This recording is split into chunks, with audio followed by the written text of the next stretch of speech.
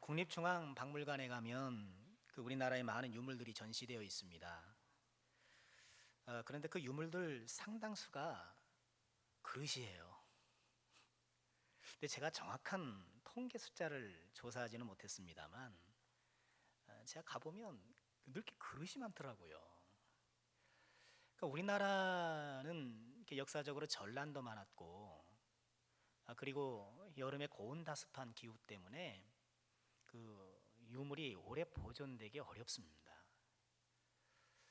이집트 박물관에 가면 박물관 실내에는 5천 년 된 유물이 있어요.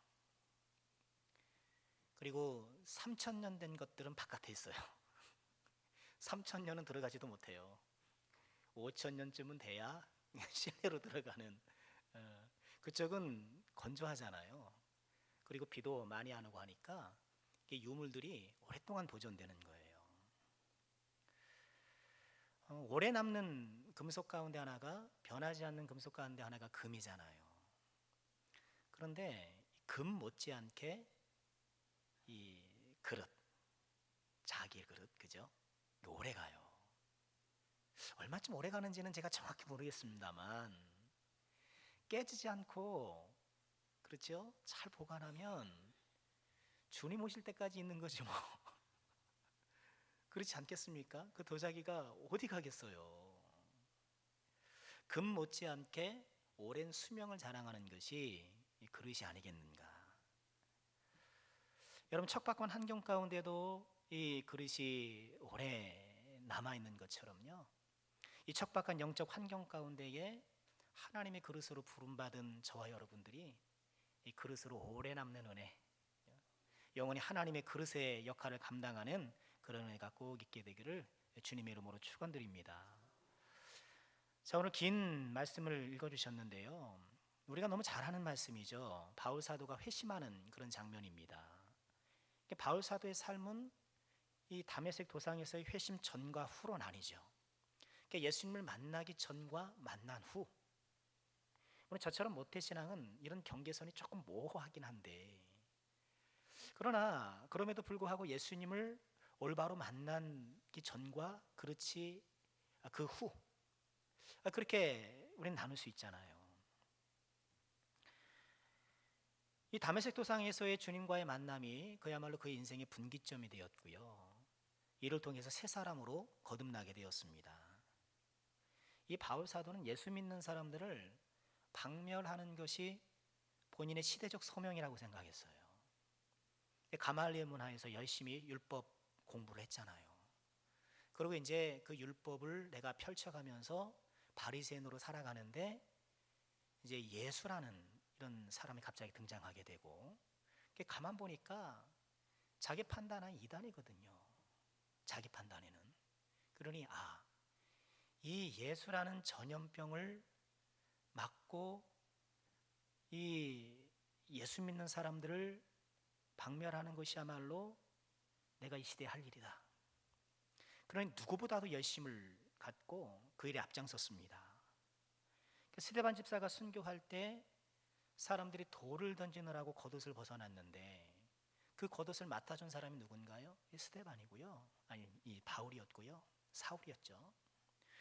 또 성경은 이 사울이 스데반 집사가 죽은 것이 마땅하다고 생각했다, 죽어 마땅하다고 생각했다, 그렇게 기록하고 있습니다. 여러분, 참 무서운 거예요. 어떤 사람에 대해서 저 사람은 죽어 마땅해. 야, 우리 흔히 그러잖아요. 연쇄살인범, 정말 흉악범 보면 우리 인간적 심상에서 정말 저런 사람은 좀 그렇지 않은가, 그런 생각을 할 때가 간혹 있잖아요. 근데 그렇게 여겼다는 거예요.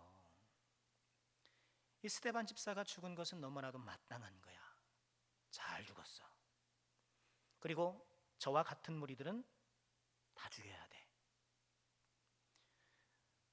이 사도행전 9장에서도 이 사울이 대제사장이 발급해준 체포영장을 두고 다메섹으로 가잖아요. 그러니까 유대인들은 이제 대제사장이 자치권을 갖고 있었거든요. 로마의 식민지임에도 불구하고 유대 자치권을 인정해 줬어요.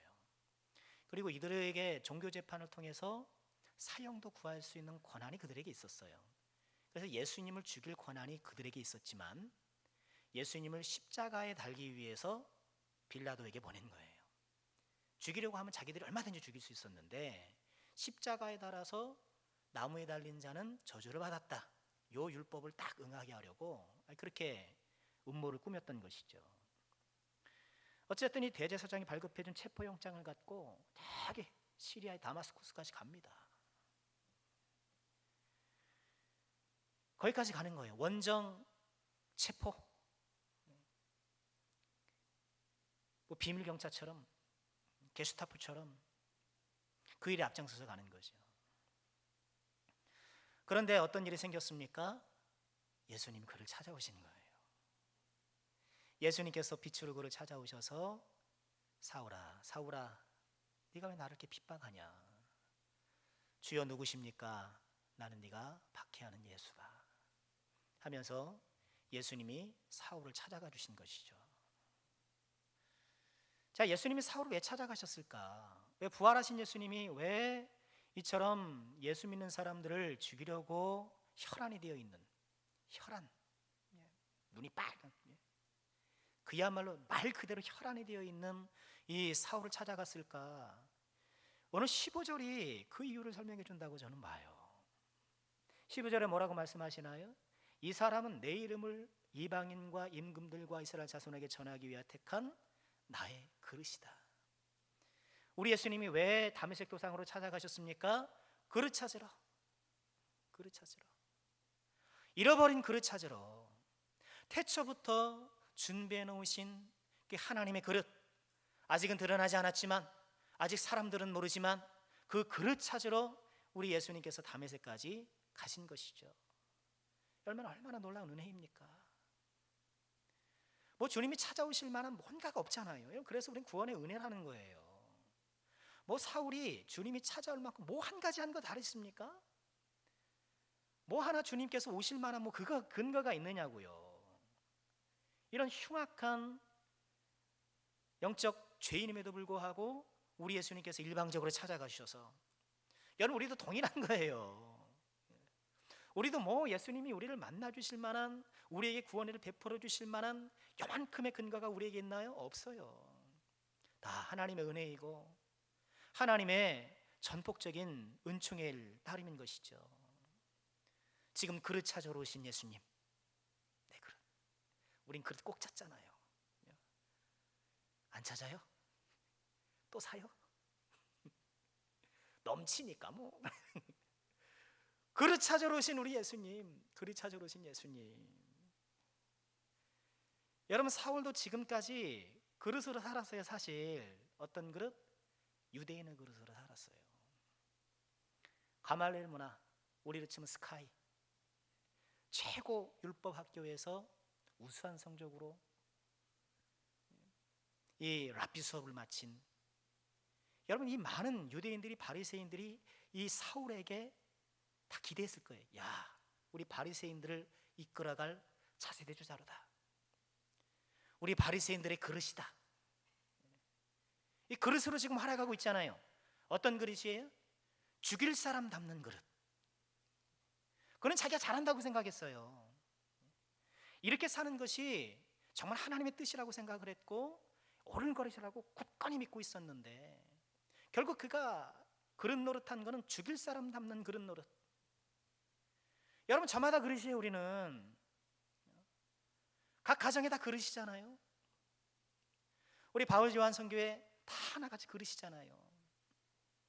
여러분 우리가 예수 안에서 하나님의 그릇으로 비춰지지 않으면, 여러분 우리는 어쩌면 그저 사망 담는 그릇, 멸망 담는 그릇, 그런 엉뚱한 그릇, 또 그것이 잘하는 줄 알고 옳은 줄 알고 평생 그렇게 살다가 결국 인생을 마감하고 마는, 여러분 이 다메섹 도상에서 우리 하나님께서 바울 사도를 만나 주셔서 죽일 사람 담는 그릇이 이제는 살릴 사람 담는 그릇으로, 사망의 그릇이 생명의 그릇으로 이 그릇을 변화시켜 주시는 은혜. 여러분 하나같이 그릇으로 살아가는 저와 여러분이지만 우리 주님 안에서 이처럼 생명의 그릇으로, 하나님의 그릇으로, 다시 한번 빚어지고 만들어지고 조성되는 귀한 은혜가 우리에게 꼭 있으시기를 주님의 이름으로 축원합니다. 자, 이처럼 하나님의 그릇을 되찾는 우리 예수님. 그러면은요, 이 하나님의 그릇이 되기 위해서 하나님이 사용하시는 방법, 지금 그릇 찾으러 가셨는데 이 그릇을 이제 만드셔야 되잖아요. 제대로 이제 하나님의 그릇으로 사용하셔야 되잖아요. 그렇기 위해서 우리 하나님께서 하시는 작업이 있다라는 거예요. 우리 주님이 어떤 작업을 하시나요? 한 3가지만 살펴보고 싶습니다. 첫 번째는 기도예요. 기도예요. 여러분, 도자기 만드는 과정이 어떤지 아시나요? 대략 그렇죠. 이제 흙을 잘 고아서 이제 점토를 만들어서 이렇게 그릇 모양을 빚잖아요. 그런 다음에 뭐 할까요? 바로 써요? 안 되죠. 소꿉장난 할 땐 그렇게 쓰고 아니 아니라 뭐 돼요? 초벌구이를 해요. 초벌구이로 뜨거운 불가마에서 이걸 구워요. 그러니까 사람들이 처음에 어떻게 이 그릇을 발명했는가? 이제 그 전에는 이제 나무 같은 데다가 뭐 음식 먹고 막 이랬단 말이죠. 그런데 어쩌다 불을 피우면서 보니까 이 불에 달구어진 흙이 물에 잘 녹지 않는 걸 발견한 거예요. 그래서 토기가 시작됐다고 그래요. 그 발견한 사람이 부시맨이잖아요.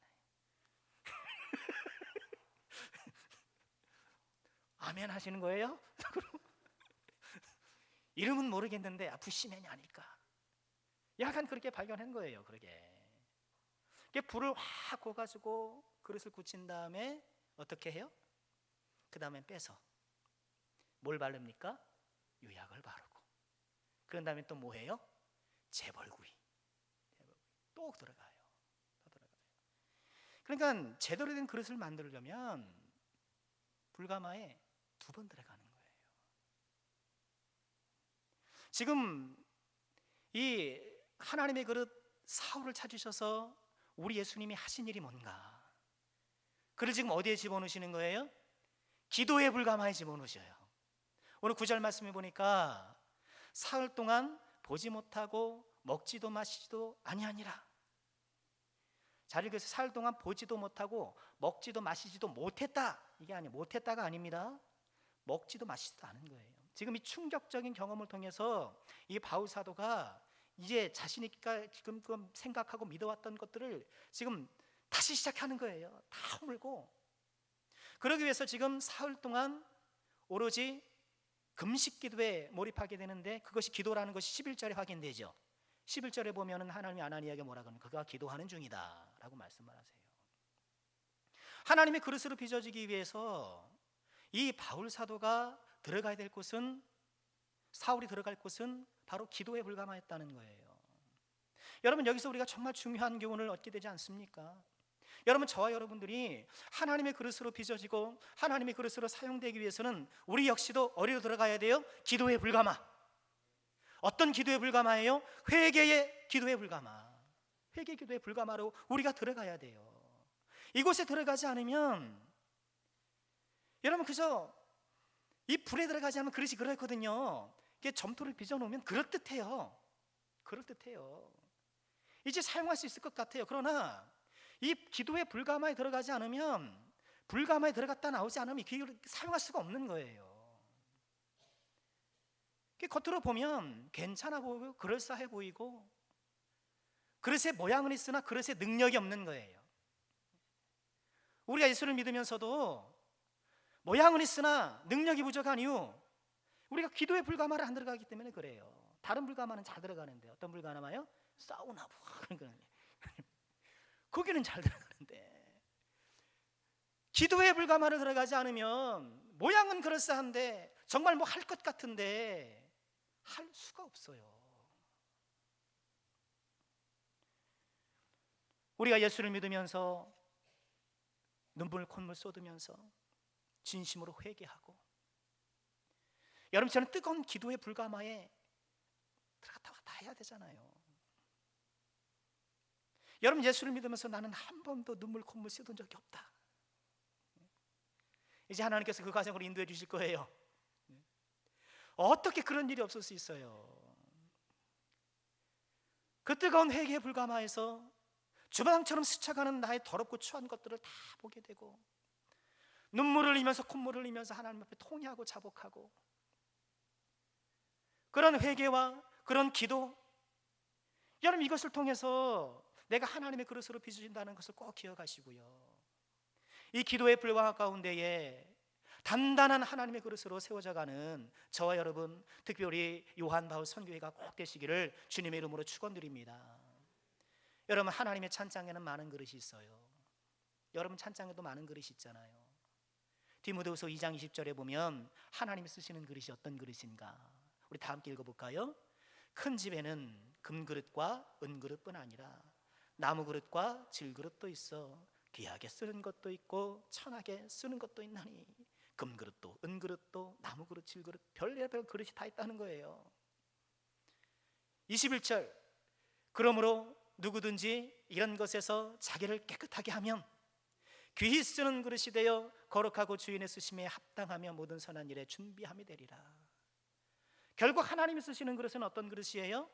깨끗한 그릇. 깨끗한 그릇.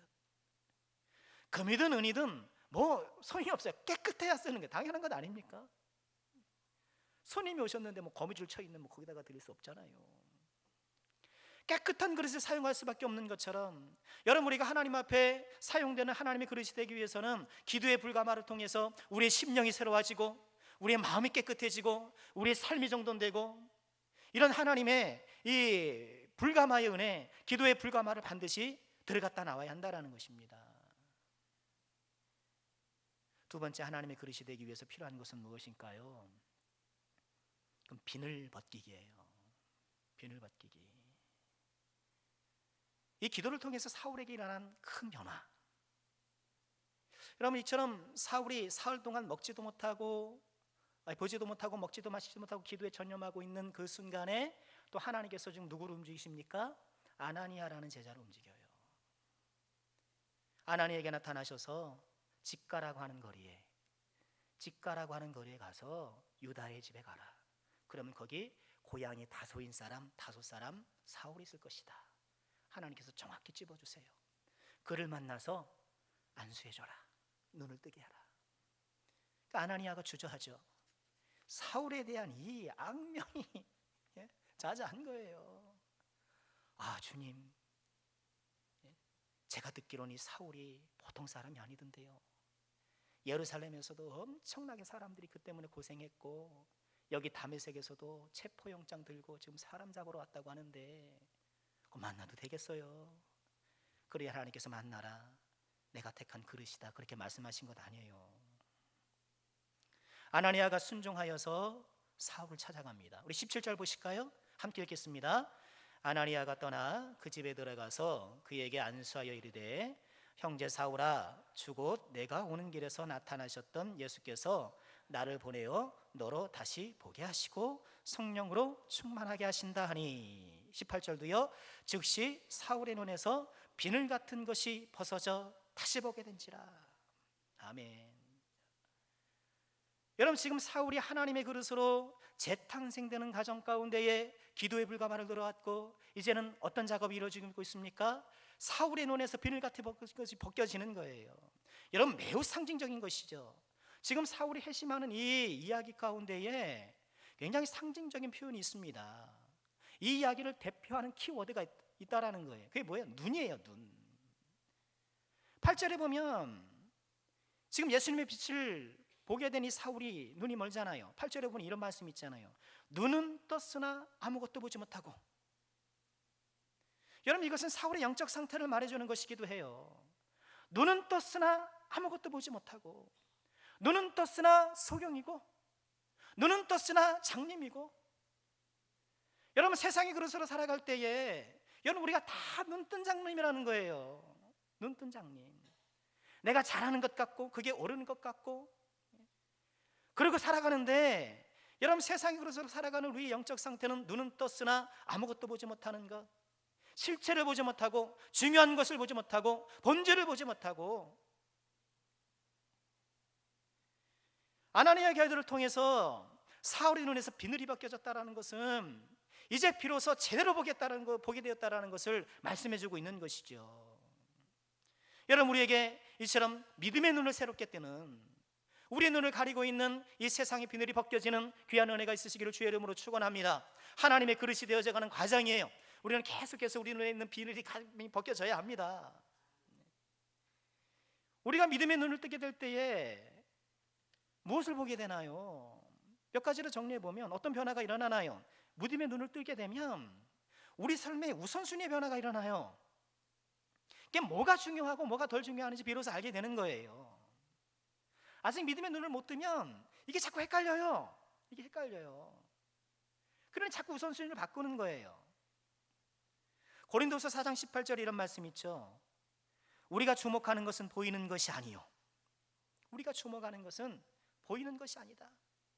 보이지 않는 것이니 보이는 것은 잠깐이요 보이지 않는 것은 영원함이라. 영원을 바라볼 수 있는 것, 이 세상 너머의 천국을 바라볼 수 있는 것, 지금 우리 눈에는 보이진 않지만 여전히 살아 역사하시는 주님을 바라볼 수 있는 것, 이런 영적 안목이 생겨나게 되고, 그렇게 되면 뭐가 중요한지를 알게 되는 거예요. 또 우리가 영적인 눈을 뜨게 되면 뭐가 생깁니까? 우리 안에 이른바 기호의 변화가 생겨요. 이전에 내가 좋아했던 것들이 바뀌어요. 좋아했던 것이 바뀌어요. 내가 그렇게 매력적으로 보였던 것이 이제는 하찮게 보여요. 이전에 좋던 것 어때요? 이제는 더 좋다.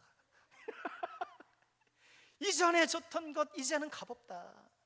이전에는 그게 좋은 줄 알고, 이전에는 돈이 좋은 줄 알고, 이전에는 뭐 재산 늘어가는 것이 좋은 줄 알고 거기에 인생의 낙을 두고 거기에 소망을 두고 살아가는데 그게 아니라는 걸 아는 거예요.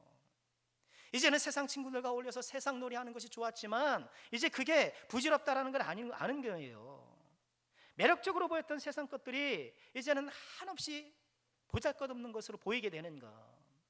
예배가 즐겁고 교회가 즐겁고, 그러니까 믿음 은혜 받으면 어디 가고 싶어요? 늘 교회 가고 싶어요. 그렇죠? 그렇죠. 은혜 받은 사람의 가장 두드러진 증거는 그렇게 교회 가고 싶더라고요.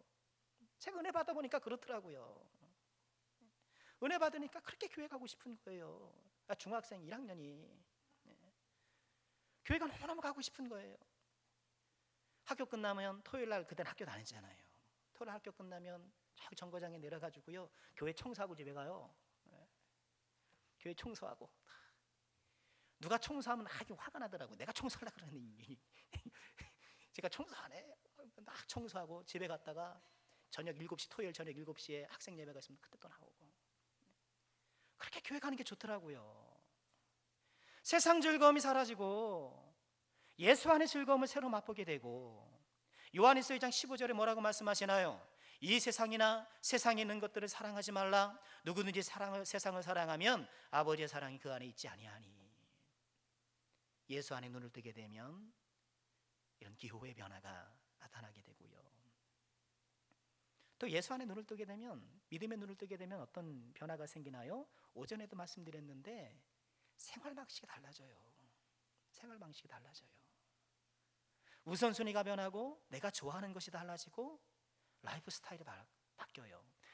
오늘 19절 마지막 절을 보실까요? 음식을 먹음에 강건하여지니라. 3일 동안 못 먹었으니 얼마나 맛있었겠어요.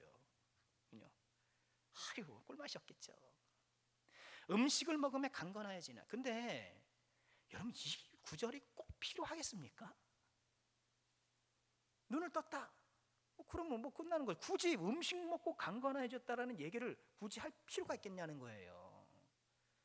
안 그래도 종이도 별로 없는데.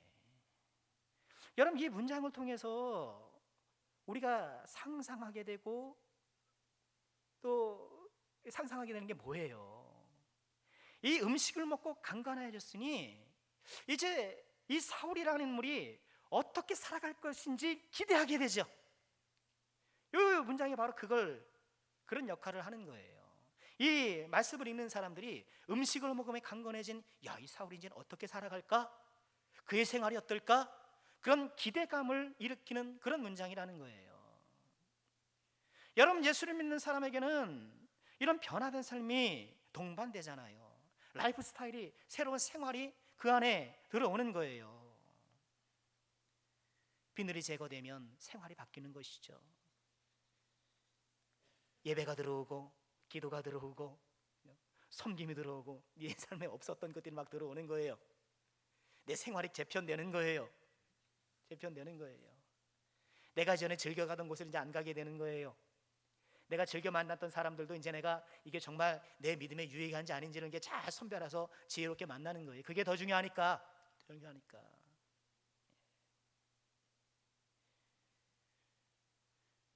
여러분이 안에 비늘이 벗겨지는 은혜가 있기를 주의 이름으로 축원합니다. 우리 세상에 살다 보면 우린 죄인이라 비늘을 벗겼는데 자꾸 껴요. 자꾸 껴요.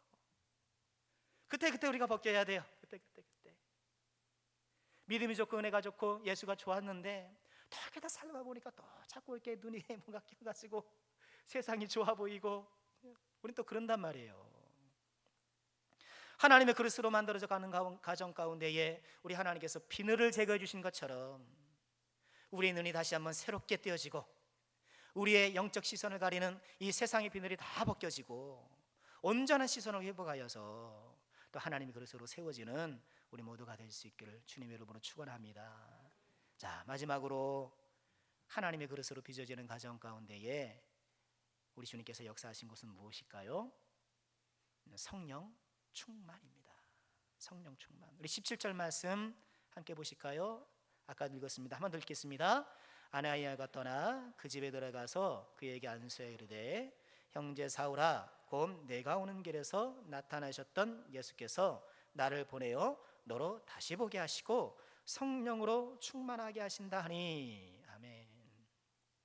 기도에 불가마를 들어오고 들어갔다 나오고, 눈에 비늘이 벗겨지고, 이제 하나님께서 뭘 주세요? 성령의 충만함을 주세요. 성령의 충만. 우리가 어떻게 성령 충만한 삶을 살 수 있는가? 우리가 여기서 힌트를 얻는 것 아닙니까? 여러분, 기도하는 사람이 성령 충만을 얻는 거예요. 여러분, 내 눈에 비늘을 제거하는 사람이, 이 영적인 세계를 바라보고 믿음의 세계를 바라보는 이 사람이 성령 충만해지는 거예요. 또 역으로 성령 충만한 사람이 기도의 불가마를 들어가는 것이고요, 성령 충만한 사람이 이 눈의 비늘을 제거하는 거예요. 여러분, 이게 서로 보완하고 서로 선순환이 일어나는 거예요. 여러분, 우리 사랑하는 모든 주의 종들께서 성령 충만하시기를 주의 이름으로 축원합니다.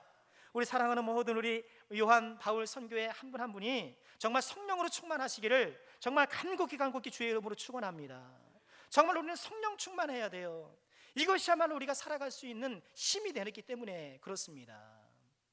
여러분, 지금 나는 뭘로 충만하고 있나요? 지금 내 안에 뭐로 충만하고 있나요? 무엇으로 충만하고 있나요? 내 안에 주도적인 것은, 지금 이 시점에 내 삶을 주도하고 있는 것은 무엇인가요? 이 성령이 나를 주도하고, 여러분, 성령 충만은 예수 충만이죠. 성령 충만은 말씀 충만이죠. 이 성령의 충만함을 통하여서 하나님의 그릇으로 만들어져가는 우리 모두가 될 수 있기를 주님의 이름으로 축원합니다. 자, 말씀을 마치도록 하겠습니다. 우리 요한, 바울 선교회 얼마나 귀하십니까? 얼마나 일이 힘들어요. 그렇죠?